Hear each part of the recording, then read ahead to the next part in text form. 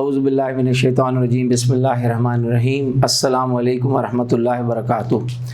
My dear students, this is your chemistry teacher Professor Muhammad Asif Qureshi in front of you with a new lecture from chapter number 2 of chemistry first year syllabus. The chapter is 3 states of matter, gas, liquid and solid. And if you people recall your memories बेटा, हमने पिछला जो lecture हमारा ख़त्म हुआ था वो हमने गैस स्टेट ख़त्म की थी, जिसमें आइडियल गैस मैंने आपको एक्सप्लेन किया था. आइडियल गैस का बिहेवियर और उसकी प्रॉपर्टीज़, इस पे हमारा लेक्चर ख़त्म हुआ था पिछला, जो कि चैप्टर नंबर 2 का एक्चुअली लेक्चर नंबर 8 था.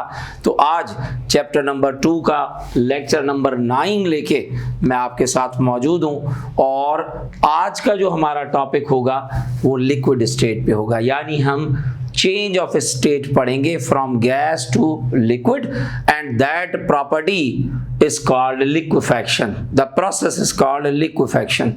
तो बेटा अगर लिक्विफैक्शन को समझा जाए तो मैं कहूँगा कि भाई गैसेस को लिक्विड में चेंज करने के लिए लाजमी आपको उनका टेम्परेचर लो करना पड़ता है, क्योंकि लिक्विड्स को गैस में ले जाने के लिए टेम्परेचर देना पड़ता है, टेम्परेचर बढ़ाना पड़ता है. गैस को ठंडा करोगे तो गैस आहिस्ता आहिस्ता लिक्विड में चेंज होना शुरू होती है. So gases are liquefied at low temperatures.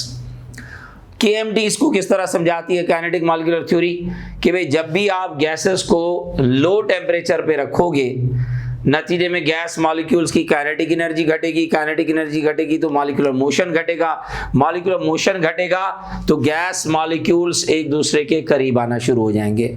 अब जब गैस मॉलिक्यूल्स एक दूसरे के करीब आना शुरू हो गए तो बिलाखिर वो अरेंजमेंट जो वाइडली सेपरेशन वाली थी वो आहिस्ता आहिस्ता आते आते इंटरमॉलिक्यूलर फोर्सेस गैस मॉलिक्यूल्स के इतने करीब आ जाएंगे कि वो क्लस्टरल अरेंजमेंट में आ जाएंगे. अब जैसे ही पार्टिकल्स क्लस्टरल अरेंजमेंट में आए, आपको याद होगा मैंने लिक्विड स्टेट में क्लस्टरल अरेंजमेंट आपको बता दी थी, समझा दी थी कि भाई this is the arrangement of clusters in liquids. इसको आप क्लस्टरल अरेंजमेंट कहते हो. तो जैसे ही पार्टिकल्स की अरेंजमेंट क्लस्टरल फॉर्म में आई, गैस अपने आप को तेजी के साथ कन्वर्ट कर जाती है लिक्विड में, और वो दर्जे हरारत गैस का लिक्विफैक्शन पॉइंट कहलाता है. ओवरऑल प्रोसेस आपका लिक्विफैक्शन कहलाता है. So liquefaction of gases is the process by which gases are converted into liquids by subjecting them to low temperatures. बेटा अब ये इंटरमॉलिक्यूलर फोर्सेस जब बढ़ी, गैसेस लिक्विड में चेंज हुई, तो नतीजा क्या निकला, as compare to gas liquids का वॉल्यूम कम होता चला गया. लिक्विड्स के गैसेस के मुकाबले में लिक्विड्स का volume due to strong intermolecular forces घटता चला गया. अब इतना वॉल्यूम में फर्क आ जाता है गैसेस के मुकाबले में लिक्विड्स में कि आपने पढ़ा हुआ है पीछे कि भाई 1 मोल गैस अगर STP पे रखी जाए तो वॉल्यूम ऑक्यूपाई करती है 22.4 dm क्यूब, जो कि सेंटीमीटर क्यूब में बराबर है 22,400 सेंटीमीटर क्यूब. अब वही 1 मोल गैस अगर आप लिक्विड में चेंज करा दो तो 1 मोल लिक्विड का उन्हीं कंडीशंस पे, टेम्परेचर प्रेशर की सेम कंडीशंस पे जो वॉल्यूम ऑक्यूपाई करेगा वो मुश्किल से 10 सेंटीमीटर क्यूब से लेकर 100 सेंटीमीटर क्यूब तक होगा. ये मिनिमम रेंज है वॉल्यूम की लिक्विड्स में, और ये मैक्सिमम रेंज है वॉल्यूम की लिक्विड्स में, जो कि 1 मोल लिक्विड का ऑक्यूपाई करता है उन्हीं कंडीशंस के ऊपर जिन कंडीशंस में गैस का वॉल्यूम 22.4 dm क्यूब या 22,400 cm क्यूब है. तो वॉल्यूम में इतना फर्क आ जाता है क्योंकि गैसेस में पार्टिकल्स वाइडली सेपरेट, लिक्विड में पार्टिकल्स इतना करीब due to strong intermolecular forces कि दे ऑक्यूपाई क्लस्टरल अरेंजमेंट. अब इसका मतलब क्या हुआ, इसका मतलब ये हुआ कि गैसेस के मुकाबले में लिक्विड्स में इंटरमॉलिक्यूलर फोर्सेस बहुत ज़्यादा स्ट्रांग हो जाती हैं. अब वो इंटरमॉलिक्यूलर फोर्सेस स्ट्रांग होने की वजह से गैस के मुकाबले में लिक्विड्स का जो वॉल्यूम है वो घटता चला जाता है. और वो वॉल्यूम में फ़र्क आप देखो कि कहाँ 1 मोल गैस 22,400 cm क्यूब, कहाँ 1 मोल लिक्विड 10 cm क्यूब से लेकर 100 cm क्यूब तक बमुश्किल वॉल्यूम ऑक्यूपाई करता है. और ये वॉल्यूम की रेंज भी क्यों है, क्योंकि कुछ लिक्विड्स विस्कस ज़्यादा होते हैं, कुछ लिक्विड्स की विस्कोसिटी कम होती है. So depending upon the viscosity of liquids ये वॉल्यूम की रेंज है। जो लिक्विड बहुत ज़्यादा विस्कस होंगे उनका वॉल्यूम इस रेंज में होगा, जिनकी विस्कोसिटी कम होगी उनका वॉल्यूम 1 मोल लिक्विड का तकरीबन इतना होगा। तो ये आपका लिक्विड्स का 1 मोल का volume as compare to 1 mole of gases volume. अब जनाब ये इंटरमॉलिक्यूलर फोर्सेस की स्ट्रेंथ गैसेस के लिक्विड्स की प्रॉपर्टीज पे बहुत ज्यादा असरअंदाज होती हैं, डिसाइसिव फैक्टर के तौर पे काम करती हैं लिक्विड्स की प्रॉपर्टीज को समझने में। यानी लिक्विड्स की विस्कोसिटी भी इन्हीं इंटरमॉलिक्यूलर फोर्सेस की स्ट्रेंथ की वजह से बनती है। लिक्विड्स में सरफेस टेंशन बनता है तो वो भी इन्हीं इंटरमॉलिक्यूलर फोर्सेस की स्ट्रेंथ की वजह से बनता है। लिक्विड्स का वेपर प्रेशर कम ज़्यादा होता है तो ये भी इंटरमॉलिक्यूलर फोर्सेस की कमी या ज़्यादती की वजह से होता है। तो बेटा जी इंटरमॉलिक्यूलर फोर्सेस और दूसरे नंबर पे टेम्परेचर, क्योंकि टेम्परेचर फिर इंटरमॉलिक्यूलर फोर्सेस को अफेक्ट करता है। हाई टेम्परेचर पे इंटरमॉलिक्यूलर फोर्सेस कम होती चली जाती हैं, लो टेम्परेचर पे इंटरमॉलिक्यूलर फोर्सेस बढ़ती चली जाती हैं। तो टेम्परेचर और इंटरमॉलिक्यूलर फोर्सेस ये दो ऐसे फैक्टर्स हैं जिन पे लिक्विड्स की major properties like viscosity, surface tension, vapour pressure ये असरअंदाज होती है। इन पे ये चीजें असरअंदाज होती है, इंटरमॉलिक्यूलर फोर्सेस और टेम्परेचर। बेटा इंट्रोडक्शन के बाद हमारा बाकायदा लिक्विड स्टेट में जो टॉपिक है वो मैं शुरू करने जा रहा हूं, बिहेवियर ऑफ लिक्विड्स यानी प्रॉपर्टीज ऑफ लिक्विड्स। आपको याद होगा बिहेवियर ऑफ गैसेस भी हमने पढ़ा था, तो वहां पर भी पहली प्रॉपर्टी हमने पढ़ी थी डिफ्यूजन या डिफ्यूजिबिलिटी। यहां पर भी वही पहली प्रॉपर्टी है डिफ्यूजन या डिफ्यूजिबिलिटी। और आपको याद होगा हमने डिफ्यूजन को डिफाइन किया था तो कहा था spreading of molecules with in the vessel. तो जाहिर है डेफिनेशन यहाँ पे भी ये होगी कि spreading of molecules with in the vessel is called diffusion. वहाँ गैसेस की डिफ्यूजन थी, यहाँ बात हो रही है लिक्विड्स की डिफ्यूजन की। बेटा गैसेस में डिफ्यूजन मैंने आपको बताया था कि दो चीज़ों पर दारोमदार है, एक मॉलिक्यूलर मोशन और दूसरा इंटरमॉलिक्यूलर स्पेसेस। गैसेस में इंटरमॉलिक्यूलर स्पेसेस भी ज़्यादा थे, मॉलिक्यूलर मोशन भी फास्टर था, तो वहाँ पे रेट ऑफ डिफ्यूजन बहुत ज़्यादा हाई था, बहुत ज़्यादा फास्ट था। लिक्विड्स में ये दोनों चीजें इंटरमॉलिक्यूलर स्पेस भी एज कंपेयर टू गैस घटता चला जाता है, मॉलिक्यूलर मोशन भी एज कंपेयर टू गैस घटता चला जाता है, स्लो होता चला जाता है। तो ये दोनों ही चीजें, मॉलिक्यूल्स के दरमियान स्पेस कम हो गया, मॉलिक्यूल्स का मोशन कम होता चला गया, स्लो होता चला गया। नतीजा क्या निकलेगा, गैसेस के मुकाबले में लिक्विड्स में डिफ्यूज होने की सलाहियत कम होती चली जाएगी। Liquids will diffuse at a much slower rate as compare to gases. आपने लिक्विड्स में डिफ्यूजन देखी होगी अपनी रोजमर्रा जिंदगी में, अगर नहीं देखी तो मैं आपको एक सिंपल सा तजर्बा बता दूं। आप पानी का आधा कप ले लो, 1 कप ले लो, उसमें इंक का 1 या 2 ड्रॉप मिला दो, आप खुद देखोगे कि इंक जो आपने 1 या 2 ड्रॉप डाली पानी में वो आहिस्ता आहिस्ता पानी को रंगीन करती चली जाएगी। अगर ब्लू इंक डाली तो पानी रफ्ता रफ्ता ब्लू होता चला जाएगा, अगर रेड इंक डाली तो पानी आहिस्ता आहिस्ता रेड होता चला जाएगा, ग्रीन इंक डाल दो तो पानी आहिस्ता आहिस्ता ग्रीन होता चला जाएगा। अब ये डिफ्यूजन है कि भाई दो लिक्विड्स आपस में मिलाए, आहिस्ता आहिस्ता वो लिक्विड्स आपस में मिलते चले गए और एक होमोजेनियस मिक्सचर उन्होंने बना लिया। मगर ये homogeneous mixture as compare to the homogeneous mixture of gases much slower rate पे, बहुत ज़्यादा स्लो रेट से होगा, क्योंकि इंटरमॉलिक्यूलर स्पेसेस भी कम है लिक्विड्स में गैस के मुकाबले में, और मॉलिक्यूलर मोशन भी स्लो है। तो याद रखिएगा कि liquids also have the ability to diffuse among each other, but the rate of diffusion in liquids is much slower than that in gases. Reason मैंने लिखा हुआ है कि मॉलिक्यूलर मोशन लिक्विड में गैस के मुकाबले में स्लो हो जाता है, जिसकी वजह से इंटरमॉलिक्यूलर स्पेस कम होने की वजह से गैसेस के मुकाबले में लिक्विड्स में रेट ऑफ डिफ्यूजन कम है एज कंपेयर टू गैस। तो ये पहली प्रॉपर्टी डिफ्यूजन या डिफ्यूजिबिलिटी। बेटा एक चीज आपको मैं बताऊं कि चैप्टर 2 से related test paper practice sheets हमने अपलोड की थी, आप लोगों ने देखी होंगी, आपको मिली होंगी, और आपने, मेरा उम्मीद मुझे यह है कि आपने वो हल भी किए होंगे ना।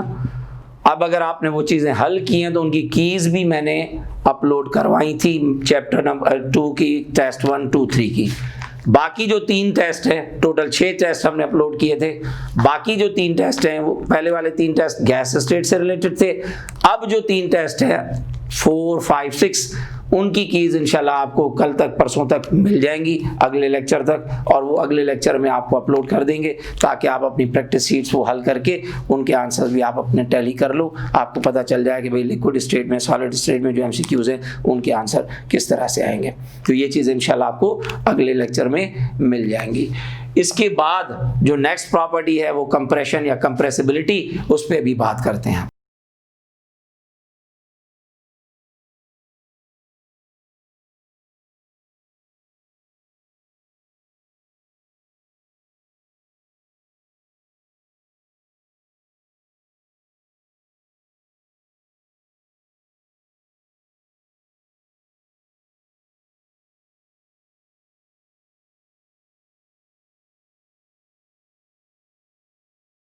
प्यारे बच्चों, हमारा टॉपिक बिहेवियर ऑफ लिक्विड्स जो हमने शुरू किया हुआ है, जिसमें मैंने डिफ्यूजन पे बात आपसे कर ली।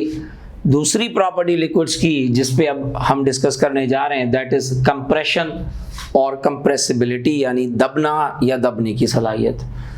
बेटा, लिक्विड्स को आप मुकम्मल तौर पे ये नहीं कह सकते कि उनको दबाना मुमकिन नहीं है। They are not absolutely incompressible.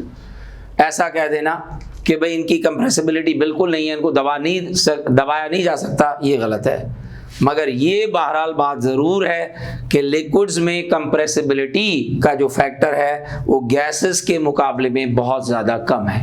उसका एक सीधा सा रीज़न है, लॉजिकल रीज़न है, वैलिड रीज़न है कि भाई गैसेस के पार्टिकल्स के दरमियान लार्ज एम्प्टी स्पेसेस हुआ करते थे। आप मामूली सा प्रेशर अप्लाई करते थे, मामूली से प्रेशर अप्लाई करने से गैस मॉलिक्यूल्स शार्पली बहुत तेज़ी के साथ एक दूसरे के करीब आना शुरू कर देते थे, वॉल्यूम घटता चला जाता था और गैसेस में कंप्रेशन बाकायदा नोटिसेबल एक्सटेंट तक आपको नज़र आती थी। आपको महसूस होता था कि भाई हमने प्रेशर अप्लाई किया, वॉल्यूम कम होता चला गया। लिक्विड्स में इस तरह से महसूस नहीं होता कि हमने प्रेशर अप्लाई किया, हमने प्रेशर डाला और लिक्विड्स कंप्रेस हुए, नोटिसेबल नहीं होता। मगर ये बहरहाल हकीकत है कि by applying very high pressures on the liquids they can be compressed to a slight extent. उनको मामूली सा दबाया जा सकता है, मगर बहुत ज़्यादा दबाव डालने के बाद। अब उसका रीजन यही है कि भाई इंटरमॉलिक्यूलर स्पेसेस जो हैं लिक्विड्स में as compare to gas they are very small. The less compressibility, अब लिक्विड्स में गैसेस के मुकाबले में जो कम दबने की सलाहियत है, उनकी जो लो कंप्रेसिबिलिटी है, इसी की वजह से बेटा लिक्विड ऑयल इस्तेमाल किया जाता है बतौर ब्रेक ऑयल गाड़ियों के हाइड्रोलिक ब्रेक सिस्टम में। आपको पता है कि गाड़ियों में ब्रेक सिस्टम जो काम करता है वो ब्रेक ऑयल होता है जो कि लिक्विड स्टेट में है। रीज़न ये है कि अगर आप कोई गैसियस सब्सटेंस लिक्विड्स की जगह पे इस्तेमाल करते गाड़ियों की ब्रेक सिस्टम में, तो थोड़ा सा पैडल ब्रेक का दबाना था, एकदम से उस चीज़ को दबना था और वो तेज़ी में स्पीड में जब गाड़ी चले और आपने ब्रेक एकदम से लगा दिया, एक्सीडेंट होने का खतरा, गाड़ी कल्टी होने का खतरा। लिहाजा गैसेस सिस्टम आपका गाड़ी की ब्रेक सिस्टम में इस्तेमाल नहीं किया गया। आपका लिक्विड ब्रेक ऑयल गाड़ी की ब्रेक सिस्टम में काम में आया, क्योंकि जब आप ब्रेक का पेडल दबाते हो तो लो कंप्रेसिबिलिटी या लेस कंप्रेसिबिलिटी की वजह से वो ब्रेक आहिस्ता आहिस्ता आपकी गाड़ी की ग्रिप जो है रोड पे टायर की पक्की करता है और आपकी गाड़ी जहां आपको रोकनी होती है वहां जाके वो गाड़ी रुकती है। So hydraulic brake systems of automobiles is also being working functioning due to the less compressibility of the liquid brake oils being used in the automobiles. एक बड़ा एडवांटेज और बड़ा यूज लिक्विड्स की लो कंप्रेसिबिलिटी का, गाड़ियों का brake system इन्हीं liquids पे काम करता है। बेटा नेक्स्ट जो प्रॉपर्टी है तीसरी, वो है एक्सपेंशन एंड कॉन्ट्रैक्शन। यानी एक्सपेंड होने से मुराद वॉल्यूम का बढ़ जाना, कॉन्ट्रैक्ट होने से मुराद वॉल्यूम का कम हो जाना। ये चीज़ हमने गैसेस में भी देखी थी कि भाई गैसेस को भी हीट किया जा रहा था तो एक्सपेंड हो रही थी, कूल किया जा रहा था तो कॉन्ट्रैक्ट हो रही थी। लिक्विड्स में भी एग्जैक्टली यही होता है। हीट मिलने पर लिक्विड्स का वॉल्यूम बढ़ता है, एक्सपेंशन आपको नजर आती है। कूल करने पर, ठंडा करने पर वॉल्यूम कम होता चला जाता है, कॉन्ट्रैक्शन ऑब्जर्व होती है। मगर ये बात याद रखिएगा कि एक्सपेंशन और कॉन्ट्रैक्शन वाटर को छोड़ के हम बात कर रहे हैं, क्योंकि वाटर का बिहेवियर एनोमलस बिहेवियर है बेटा as compare to other liquids. Water में आपने सुना होगा, पढ़ा होगा कि भाई वाटर 0 to 4 और 4 to 0 degree centigrade anomalous behaviour show करता है। 0 to 4 जब आइस मेल्ट होकर वाटर बनती है तो due to the presence of hydrogen bond volume बढ़ने की बजाय कम हो जाता है, और जब 4 to 0 फिर पानी जमता है बर्फ में तो due to the formation of new hydrogen bonds in ice वो वॉल्यूम जो है वो बढ़ जाता है। लिहाजा एक्सपेंशन यहाँ पर आपको सॉलिड स्टेट में नजर आएगी, कॉन्ट्रैक्शन आपको लिक्विड में नजर आएगी, पानी और बर्फ में।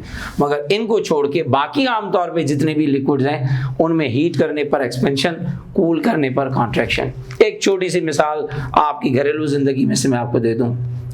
दूध का उबालना आपने भी अपने किचन में देखा होगा, रोजमर्रा जिंदगी में मैंने भी देखा है। दूध को जब चूल्हे पे रख के आप गर्म करते हो तो आपने देखा होगा जैसे जैसे दूध गर्म होता चला जाता है आहिस्ता आहिस्ता उसका वॉल्यूम बढ़ता है, वो एक्सपेंड होता है। जैसे ही आप चूल्हा बंद करते हो दूध आहिस्ता आहिस्ता ठंडा होता है, ठंडा होते होते दोबारा से वो अपनी जगह पे आ जाता है, वॉल्यूम कम होता चला जाता है। तो ये एक बेहतरीन मिसाल आपकी रोज़मर्रा ज़िंदगी में से मैंने आपको दी कि भाई लिक्विड को आपने हीट किया, वॉल्यूम में एक्सपेंशन आपने रिकॉर्ड किया, कूल होते होते वो चीज़ दोबारा अपनी जगह पे आ गई, कॉन्ट्रैक्शन हो गया। सो आम तौर पे लिक्विड्स को गर्म करोगे तो एक्सपेंशन, ठंडा करोगे तो कॉन्ट्रैक्शन, सिवाय पानी के जिसका बिहेवियर एनोमलस बिहेवियर है। तो ये पहला टॉपिक आपका था बिहेवियर ऑफ लिक्विड्स, जिसमें डिफ्यूजन हमने पढ़ा, कंप्रेशन हमने पढ़ा, एक्सपेंशन कॉन्ट्रैक्शन हमने पढ़ा। बेटा आज का हमारा अगला टॉपिक लिक्विड स्टेट में विस्कोसिटी, जिसको आप उर्दू में मीनिंग करोगे तो गाढ़ापन, सिंधी में जेकर मां चवां त घाटाई। विस्कोसिटी इन इंग्लिश, गाढ़ापन आप कहोगे उर्दू में, सिंधी में पाण ने के चवंदासूं घाटाई। बेटा डेफिनेशन अगर की जाए विस्कोसिटी की, गाढ़ापन की, तो हम कहेंगे कि भाई वो अंदरूनी रुकावट, रेजिस्टेंस आप फिजिक्स में भी पढ़ते हो, वो अंदरूनी रुकावट जिसकी वजह से लिक्विड अपने बहाव को, अपने फ्लो को रोकता है। यानी कोई भी लिक्विड आपने किसी सरफेस पे गिराया, उंडेला, और वो उस सरफेस पे लिक्विड जब बहे तो स्लोली बहे, उसका बहाव तेज ना हो, उसका बहाव कम हो। ऐसी बहाव को रोकने वाली सलाहियत जो लिक्विड की है वो कहलाती है लिक्विड की विस्कोसिटी। और बेटा विस्कोसिटी को अगर हम गाढ़ापन कहते हैं तो इसका बिल्कुल ऑपोजिट अमल होता है fluidity. Ability of a liquid to flow is called fluidity, ability of a liquid to restrict its flow is called viscosity. तो इसका मतलब विस्कोसिटी और फ्लूइडिटी दो ऑपोजिट फिनोमेना हैं, दो ऑपोजिट प्रॉपर्टीज हैं। मैं आपको एक सिंपल सी मिसाल दूं, एक गिलास भरा हुआ पानी का ले लो, एक गिलास भरा हुआ दूध का ले लो, एक गिलास भरा हुआ शहद का ले लो, honey. One glass full of water, one glass full of milk, other glass third one is full of honey. और वो तीनों चीजें कुछ कुछ डिस्टेंस पे आप इस फर्श पे उंडेल दो, फर्श पे उंडेल दो, मेज पे उंडेल दो, शीशे के ऊपर उंडेल, किसी भी सरफेस पे आप वो तीनों लिक्विड्स कुछ कुछ डिस्टेंस पे उंडेल दो, गिरा दो। डेफिनेटली आपका दिमाग, आपकी अकल, आपकी समझ क्या कहती है? पानी का बहाव सबसे ज्यादा तेज होगा, दूसरे नंबर पर जो लिक्विड तेज बहेगा वो दूध होगा, और सबसे कम बहाव जो होगा, रुक रुक के जो लिक्विड बहेगा वो हनी होगा। अब इसका मतलब ये हुआ कि पानी अगर तेज बह गया तो इसकी विस्कोसिटी कम, फ्लूइडिटी ज्यादा। दूध अगर दूसरे नंबर पर तेज बहा तो इसकी विस्कोसिटी ज्यादा, फ्लूइडिटी कम एज कंपेयर टू वाटर। और हनी अगर सबसे स्लो रफ्तार से बह रहा है तो इसका मतलब विस्कोसिटी में सबसे हाई, फ्लूइडिटी में सबसे कम।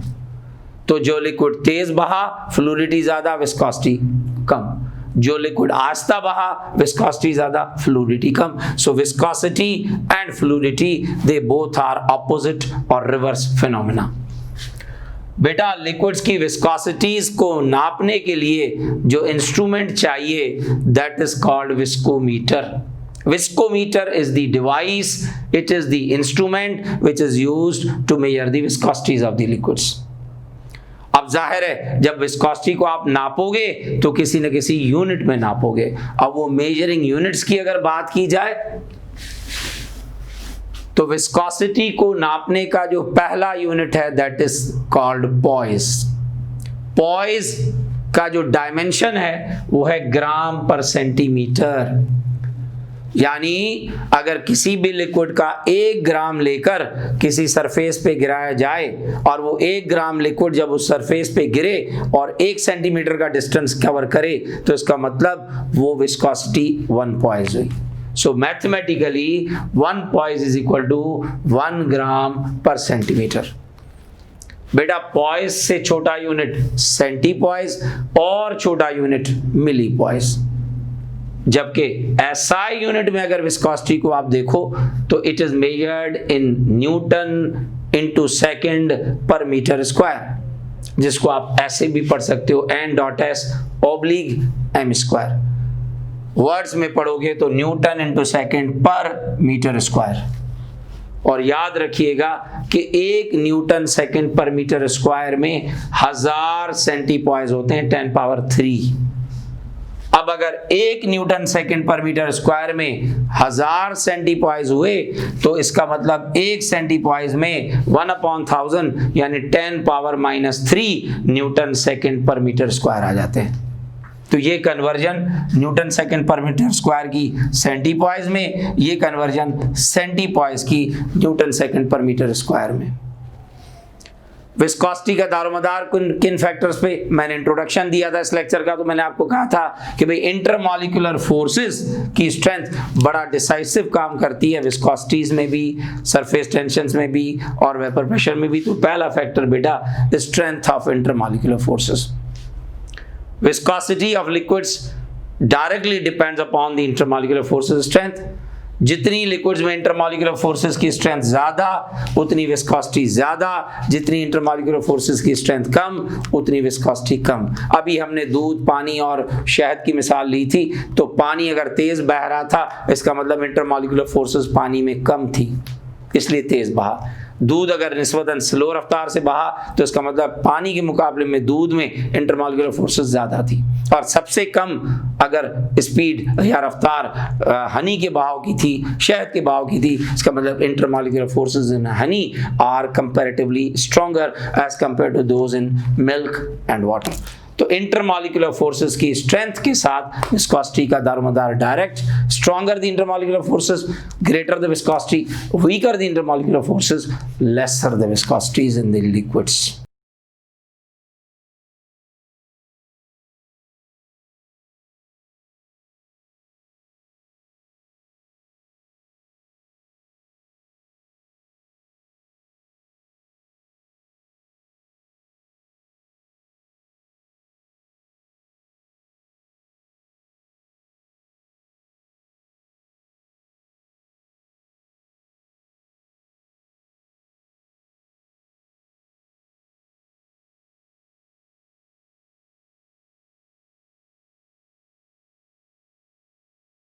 बेटा दूसरा फैक्टर जिस पे विस्कोसिटी का दारोमदार है, दूसरा मैं इसलिए कह रहा हूं क्योंकि पहला factor strength of intermolecular forces मैंने आपको बता दिया।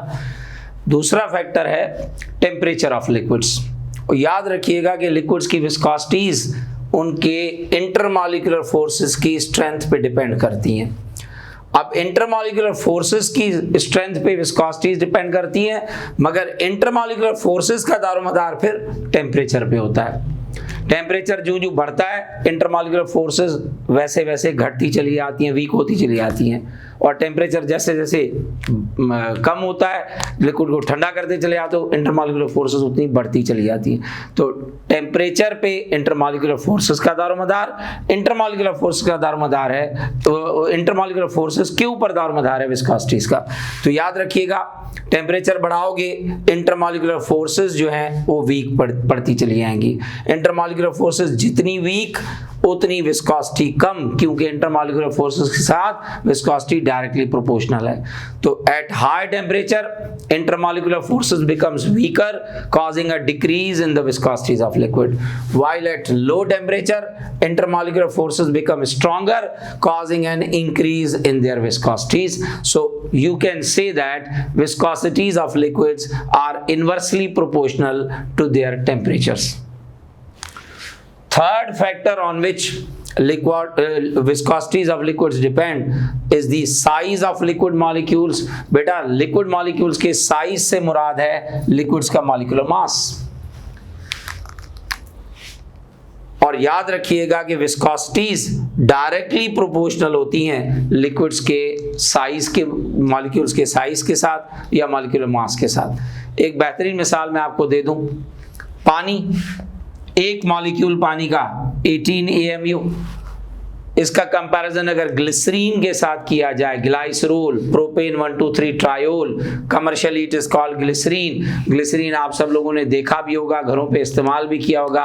अक्सर माउथ अल्सर्स हो जाते हैं, जबान में छाले हो गए, मुंह में छाले हो गए, तो डॉक्टर्स कहते हैं भाई ग्लिसरीन का कॉटन बड पे लगा के और वो आप अपने मुंह में लगाओ। एक मीठा सा जायका होता है ग्लिसरीन का, मगर पानी के मुकाबले में बड़ा ही गाढ़ा लिक्विड होता है और कलरलेस होता है, लाइक वाटर। अब ग्लिसरीन का एक मॉलिक्यूल वजन है 92 AMU। मैंने इन तमाम एटम्स के मासेस को जोड़ा, I will get the result 92 AMU. And now this is the molecular mass of one glycerine molecule and that is one water molecule.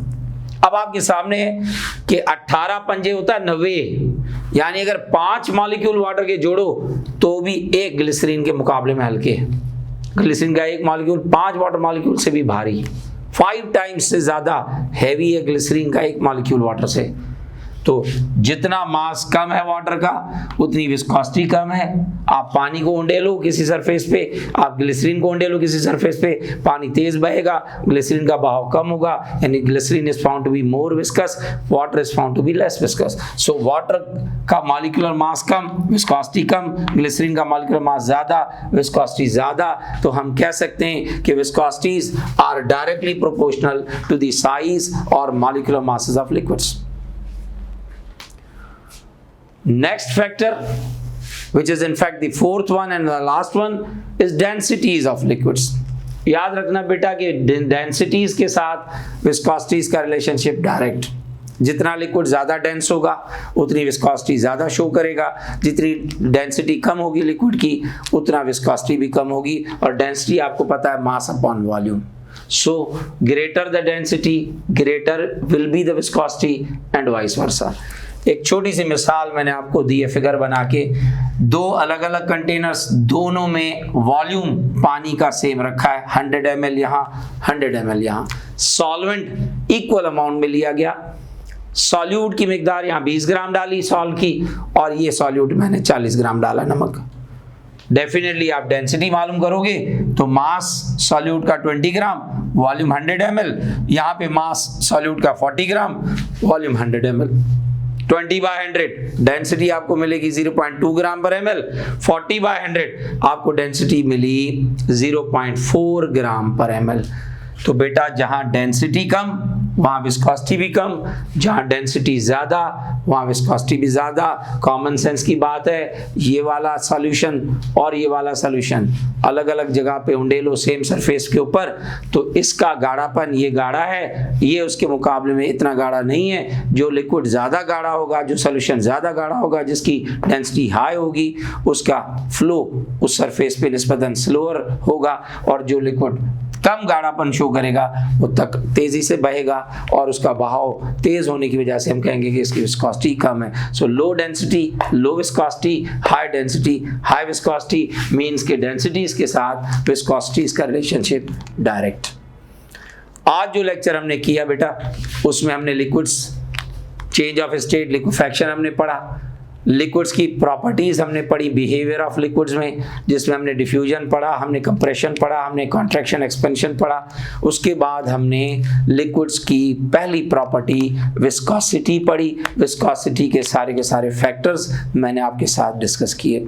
आज का लेक्चर बेटा यहीं पे छोड़ते हैं, इंशाल्लाह अगले लेक्चर में इस लिक्विड स्टेट को मैं वाइंड अप करूंगा, और आपके टेस्ट जो होंगे लिक्विड स्टेट से रिलेटेड इंशाल्लाह उनकी आंसर कीज आपको अपलोड कर दी जाएंगी, ताकि आप अपनी प्रैक्टिस शीट का रिजल्ट नोट कर लो। टिल देन खुदा हाफिज, take very good care of yourself and your dear ones. Thank you very much. अल्लाह निगहबान, अल्लाह हाफिज।